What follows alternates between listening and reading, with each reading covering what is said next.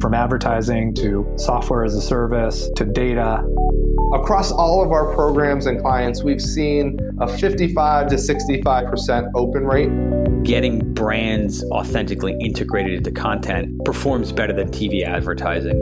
Typical lifespan of an article is about 24 to 36 hours. If we're reaching out to the right person with the right message and a clear call to action, then it's just a matter of timing.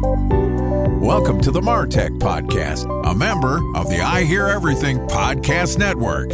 In this podcast, you'll hear the stories of world-class marketers that use technology to drive business results and achieve career success.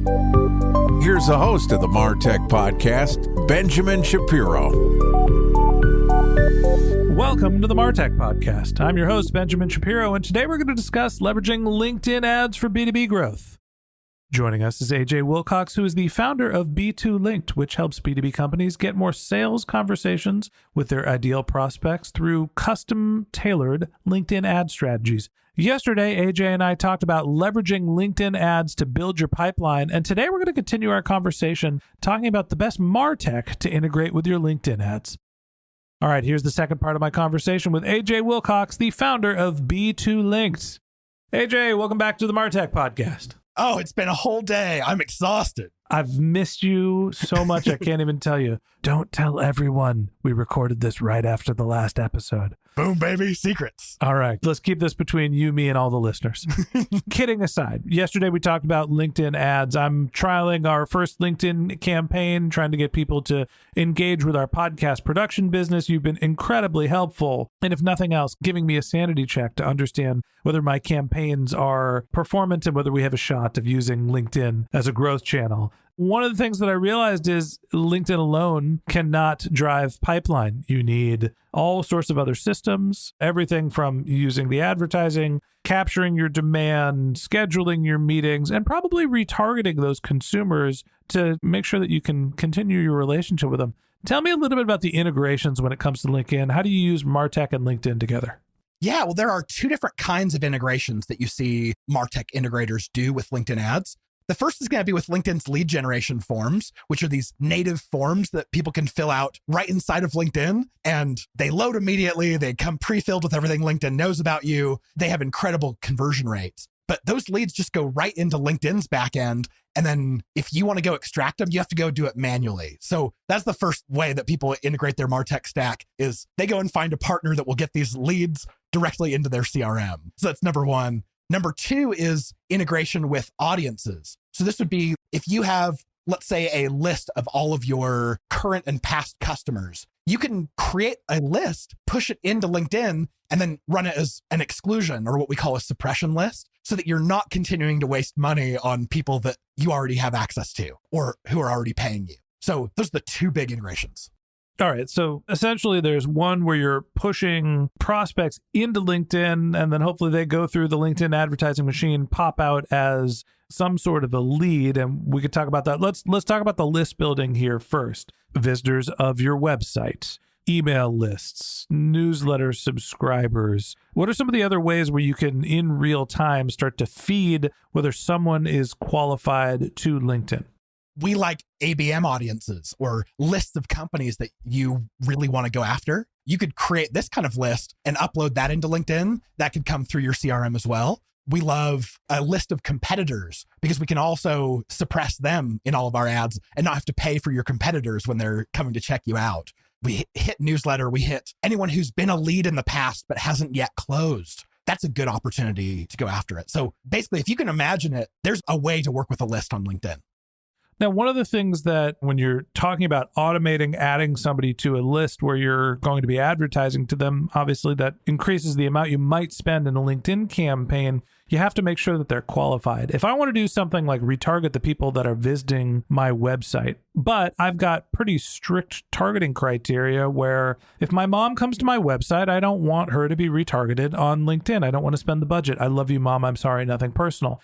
But if she all of a sudden accepts a job as the VP of marketing at a growth stage startup, well, now it's a totally different story. Can you target or filter your auto-created audiences to make sure that they're within your targeting criteria? Yes, it's one of my favorite parts about LinkedIn ads is as you go to build your campaign, you'll say they have to be present in this list and they have to be seniority of manager and above, and they have to be at a company size of at least, let's say 500. You can put all of that criteria on your retargeting list so that you're only talking to your website visitors who fit your criteria.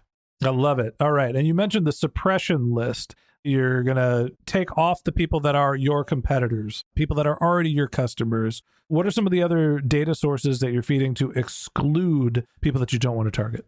People who you already have access to, they're already on your list, and maybe you don't want to keep spending money on them. You can exclude them. You may want to target them with a win back or something more detailed, like a more detailed campaign. But in most of your campaigns, you may want to just exclude them. Your employees, it's always a great idea to exclude your own employees because your employees are not going to become your customer. So why not? If somebody figures out how to do that, then they're going to run a very successful business. You just have to keep hiring.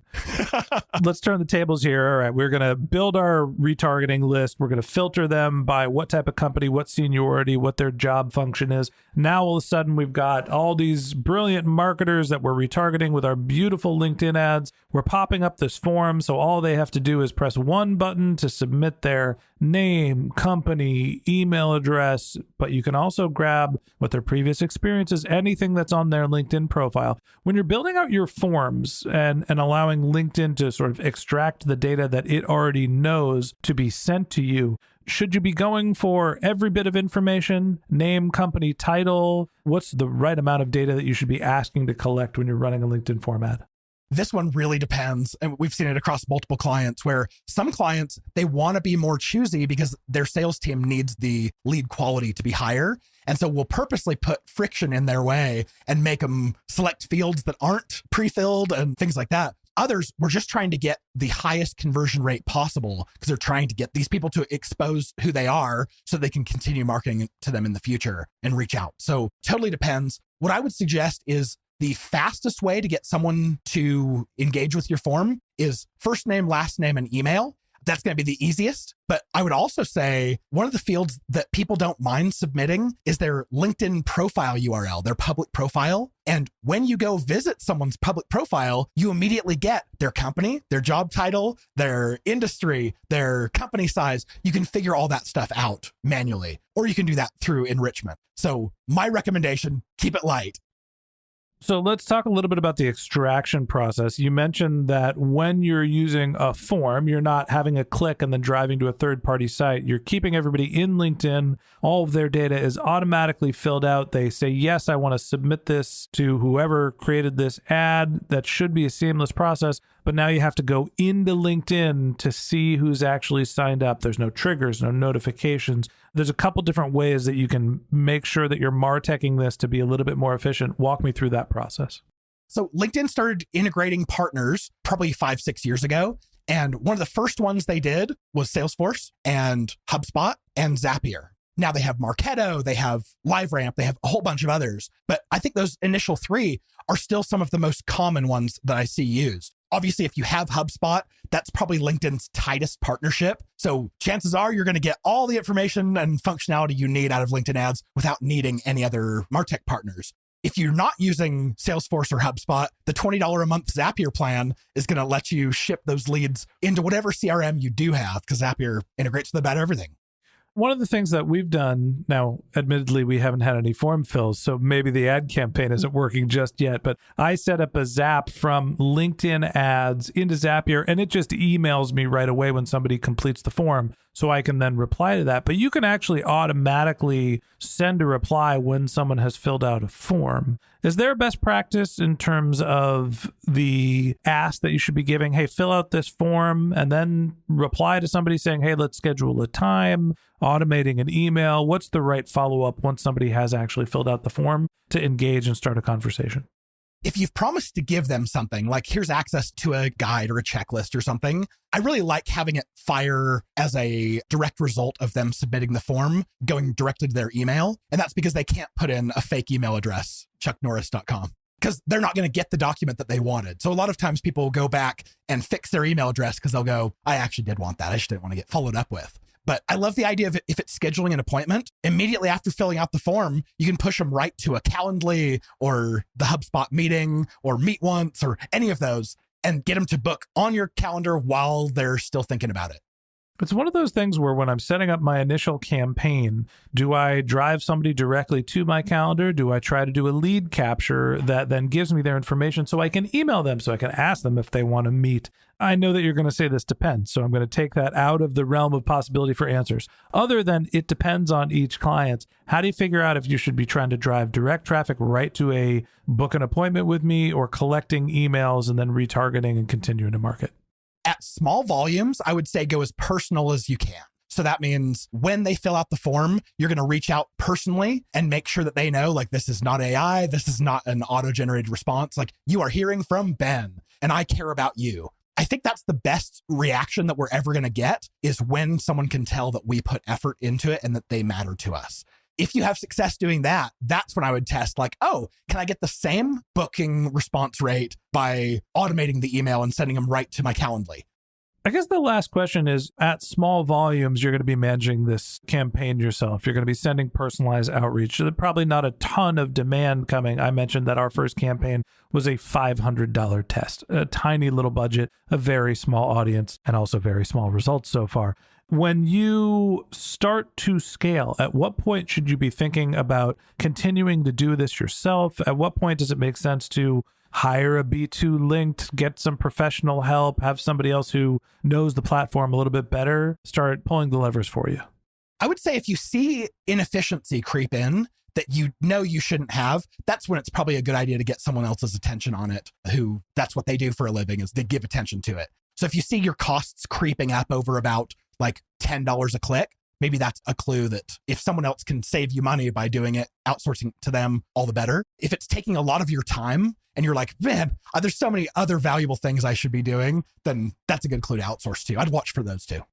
There's the time consideration. I also think that there's got to be some sort of spend efficiency. We're having a professional manage this. If you were thinking about this from a budget perspective, I'm spending $500 a month. I'm not going to spend a multiple $1,000 retainer on a advertising partner. If I'm spending $100,000 a month, it probably makes sense to give my budget to somebody who's going to be 10% more efficient than I am. Where's the balance where, from an ROI perspective, it makes sense to have the pros handle it? I would say anywhere between about, let's say anything over about $4,000 to $5,000 a month in ad spend, you'll probably find someone like us who could get you a lot better results for the money that you're spending. All right, there you have it. If you're spending $5,000 a month on LinkedIn ads, AJ is your man. He won't say it, but I will, because I went to him even before I was spending $500. AJ, always great to have you here. Any last words for the people that are thinking about LinkedIn ads? How can they get in touch with you? Where should they look for more content about LinkedIn? Well, obviously, find me on LinkedIn, AJ Wilcox. I'm really easy to find there. Send me a connection request and just personalize it and say, you heard me on Ben's show. Then I'd love to connect with you. But I'm constantly sharing great stuff there. And then, of course, our website, b2linked.com. If you go there, fill out any of the forms there, we'll be in touch. He's too modest. He's got his own podcast. He does YouTube videos. I watch him all the time. AJ, we're going to be working on self-promotion next time we talk. I love you. I appreciate you coming to the podcast and teaching me and the audience a little bit about LinkedIn. Thanks for being my guest. Hey, anytime. All right. That wraps up this episode of the Martech Podcast. Thanks to AJ Wilcox, the founder of B2 Linked, for joining us. If you'd like to hear from AJ, you can find a link to his LinkedIn profile in our show notes. You can contact him on Twitter, WilcoxAJ. You can visit his website, b2linked.com. That's b2linked.com. On YouTube, he's got obviously great LinkedIn content. He's a man of many talents. And if you need LinkedIn help, this is not a paid promotion. AJ is the first person I would go to. Just one more link in our show notes I'd like to tell you about. If you didn't have a chance to take notes while you were listening to this podcast, head over to martechpod.com, where we have summaries of all of our episodes and contact information for our guests. You can also subscribe to our weekly newsletter, and you can even apply to be the next guest speaker on the Martech Podcast. Of course, you can always reach out on social media. Our handle is MartechPod, MarTechPod, on LinkedIn, Twitter, Instagram, and Facebook, or you can contact me directly on LinkedIn. My handle is Ben J. Shap, BenJShap. And if you haven't subscribed yet and you want a daily stream of marketing and technology knowledge in your podcast feed, we're going to publish an episode every day this year. So hit the subscribe button in your podcast app and we'll be back in your feed tomorrow morning. All right, that's it for today. But until next time, my advice is to just focus on keeping your customers happy.